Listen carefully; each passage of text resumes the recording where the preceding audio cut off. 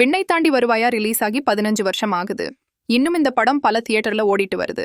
இப்போ எஸ்டிஆர் இது சம்பந்தமா வீடியோ ஒன்னு ரிலீஸ் பண்ணிருக்காரு. Hi sir. Hi. 15 years of VTV எப்படி இருக்கு? Track back.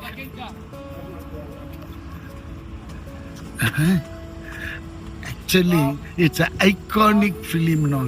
அது சம்டைம்ஸ் அந்த மாதிரி டிசைனில் வந்து ஆட்டோமேட்டிக்காக உட்காரும். அன்னைக்கே அது பண்ணினது இந்த 15 வருஷம் ட்ராவல் பண்ணது நாங்கள் விட்டா பேசிக்கிட்டே இருப்பாரு.